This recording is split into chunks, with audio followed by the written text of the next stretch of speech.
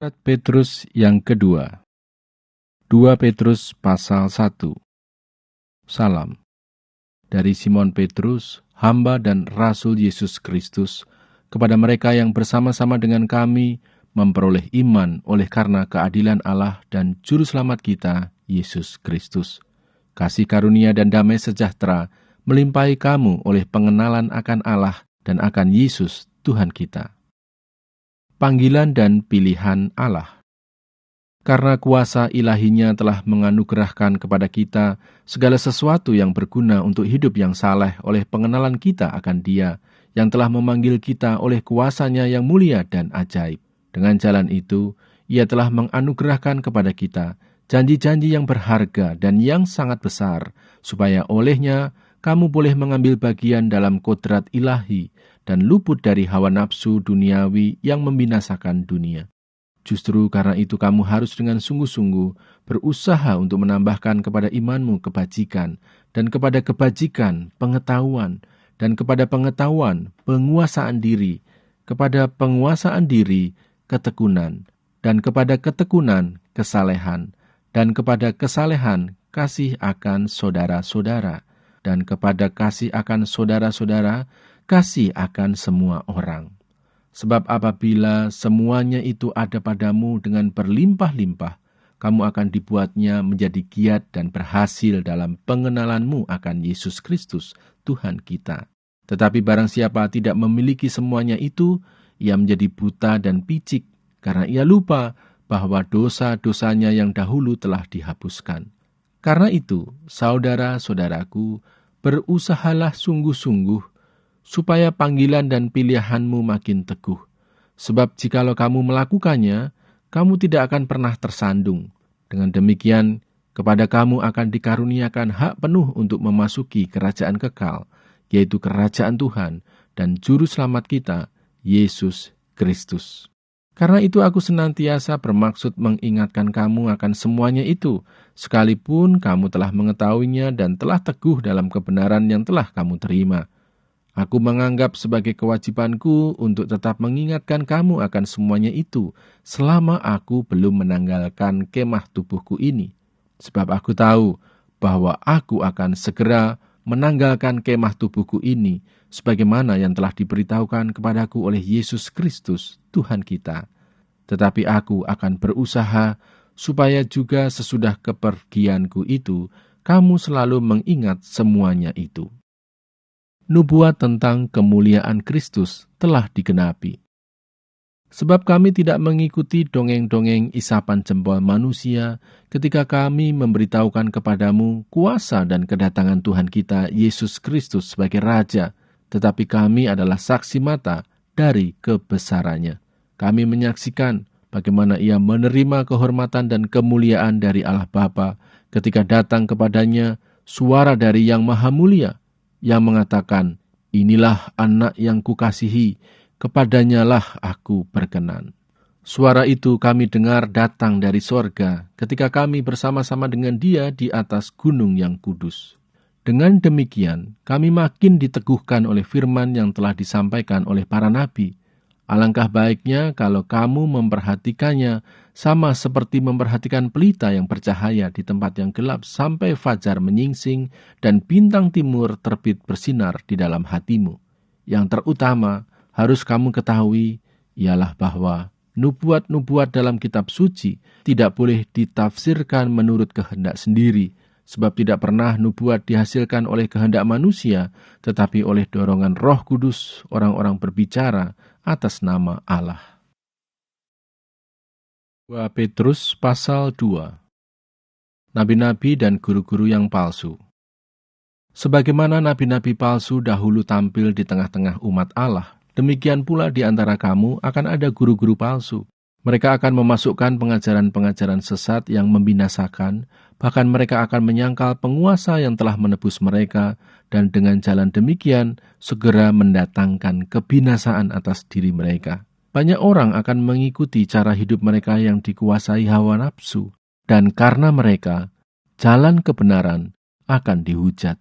Dan karena serakahnya guru-guru palsu itu, akan berusaha mencari untung dari kamu dengan cerita isapan jempol mereka.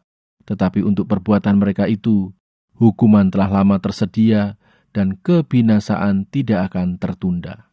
Sebab jikalau Allah tidak menyayangkan malaikat-malaikat yang berbuat dosa, tetapi melemparkan mereka ke dalam neraka, dan dengan demikian menyerahkannya ke dalam gua-gua yang gelap untuk menyimpan mereka sampai hari penghakiman, dan jikalau Allah tidak menyayangkan dunia purba, tetapi hanya menyelamatkan Nuh, pemberita kebenaran itu, dengan 7 orang lain, ketika ia mendatangkan air bah atas dunia orang-orang yang fasik. Dan jikalau Allah membinasakan kota Sodom dan Gomora dengan api, dan dengan demikian memusnahkannya dan menjadikannya suatu peringatan untuk mereka yang hidup fasik di masa-masa kemudian, tetapi ia menyelamatkan Lot, orang yang benar yang terus-menerus menderita oleh cara hidup orang-orang yang tak mengenal hukum dan yang hanya mengikuti hawa nafsu mereka saja. Sebab orang benar ini tinggal di tengah-tengah mereka dan setiap hari melihat dan mendengar perbuatan-perbuatan mereka yang jahat itu, sehingga jiwanya yang benar itu tersiksa. Maka nyata bahwa Tuhan tahu menyelamatkan orang-orang saleh dari pencobaan dan tahu menyimpan orang-orang jahat untuk disiksa pada hari penghakiman, terutama mereka yang menuruti hawa nafsunya karena ingin mencemparkan diri dan yang menghina pemerintahan Allah. Mereka begitu berani dan angkuh, sehingga tidak segan-segan menghujat kemuliaan. Padahal malaikat-malaikat sendiri yang sekalipun lebih kuat dan lebih berkuasa daripada mereka, tidak memakai kata-kata hujat, kalau malaikat-malaikat menuntut hukuman atas mereka di hadapan Allah. Tetapi mereka itu sama dengan hewan yang tidak berakal, sama dengan binatang yang hanya dilahirkan untuk ditangkap dan dimusnahkan. Mereka menghujat apa yang tidak mereka ketahui, sehingga oleh perbuatan mereka yang jahat, mereka sendiri akan binasa seperti binatang liar dan akan mengalami nasib yang buruk sebagai upah kejahatan mereka. Berfoya-foya pada siang hari, mereka anggap kenikmatan. Mereka adalah kotoran dan noda yang mabuk dalam hawa nafsu mereka kalau mereka duduk makan minum bersama-sama dengan kamu. Mata mereka penuh nafsu jinah dan mereka tidak pernah jemu berbuat dosa. Mereka memikat orang-orang yang lemah. Hati mereka telah terlatih dalam keserakahan. Mereka adalah orang-orang yang terkutuk oleh karena mereka telah meninggalkan jalan yang benar. Maka tersesatlah mereka, lalu mengikuti jalan Bileam, anak Beor, yang suka menerima upah untuk perbuatan-perbuatan yang jahat. Tetapi Bileam beroleh peringatan keras untuk kejahatannya, sebab keledai beban yang bisu berbicara dengan suara manusia dan mencegah kebebalan nabi itu. Guru-guru palsu itu adalah seperti mata air yang kering, seperti kabut yang dihalaukan taufan. Bagi mereka telah tersedia tempat dalam kegelapan yang paling dahsyat, sebab mereka mengucapkan kata-kata yang congkak dan hampa dan mempergunakan hawa nafsu cabul untuk memikat orang-orang yang baru saja melepaskan diri dari mereka yang hidup dalam kesesatan. Mereka menjanjikan kemerdekaan kepada orang lain, padahal mereka sendiri adalah hamba-hamba kebinasaan. Karena siapa yang dikalahkan orang, ia adalah hamba orang itu. Sebab jika mereka, oleh pengenalan mereka akan Tuhan dan Juru Selamat kita, Yesus Kristus, telah melepaskan diri dari kecemaran-kecemaran dunia, tetapi terlibat lagi di dalamnya, maka akhirnya keadaan mereka lebih buruk daripada yang semula. Karena itu, bagi mereka adalah lebih baik jika mereka tidak pernah mengenal jalan kebenaran, daripada mengenalnya, tetapi kemudian berbalik dari perintah kudus yang disampaikan kepada mereka. Bagi mereka cocok apa yang dikatakan peribahasa yang benar ini. Anjing kembali lagi ke muntahnya, dan babi yang mandi kembali lagi ke kubangannya. Petrus pasal 3. Hari Tuhan. Saudara-saudara yang kekasih, ini sudah surat yang kedua yang kutulis kepadamu. Di dalam kedua surat itu aku berusaha menghidupkan pengertian yang murni oleh peringatan-peringatan, supaya kamu mengingat akan perkataan yang dahulu telah diucapkan oleh nabi-nabi kudus, dan mengingat akan perintah Tuhan dan Juru Selamat yang telah disampaikan oleh rasul-rasulmu kepadamu. Yang terutama harus kamu ketahui ialah bahwa pada hari-hari zaman akhir akan tampil pengejek-pengejek dengan ejekan-ejekannya, yaitu orang-orang yang hidup menuruti hawa nafsunya. Kata mereka, di manakah janji tentang kedatangannya itu? Sebab sejak bapa-bapa leluhur kita meninggal, segala sesuatu tetap seperti semula pada waktu dunia diciptakan.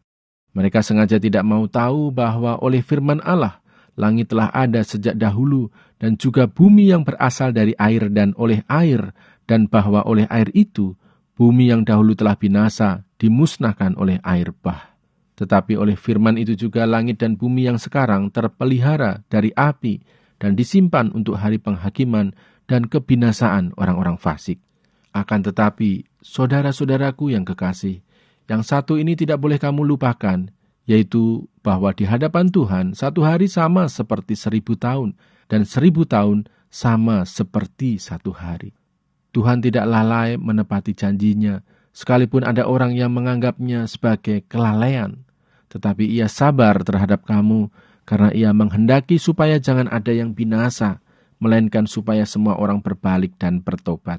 Tetapi hari Tuhan akan tiba seperti pencuri. Pada hari itu langit akan lenyap dengan gemuruh yang dahsyat, dan unsur-unsur dunia akan hangus dalam nyala api, dan bumi dan segala yang ada di atasnya akan hilang lenyap. Jadi, jika segala sesuatu ini akan hancur secara demikian, betapa suci dan salehnya kamu harus hidup, yaitu kamu yang akan menantikan dan mempercepat kedatangan hari Allah. Pada hari itu langit akan binasa dalam api, dan unsur-unsur dunia akan hancur karena nyalanya. Tetapi sesuai dengan janjinya, kita menantikan langit yang baru dan bumi yang baru, di mana terdapat kebenaran. Sebab itu, saudara-saudaraku yang kekasih, sambil menantikan semuanya ini, kamu harus berusaha, supaya kamu kedapatan tak bercacat dan tak bernoda di hadapannya dalam perdamaian dengan Dia. Anggaplah kesabaran Tuhan kita sebagai kesempatan bagimu untuk beroleh selamat, seperti juga Paulus, saudara kita yang kekasih, telah menulis kepadamu menurut hikmat yang dikaruniakan kepadanya. Hal itu dibuatnya dalam semua suratnya apabila ia berbicara tentang perkara-perkara ini.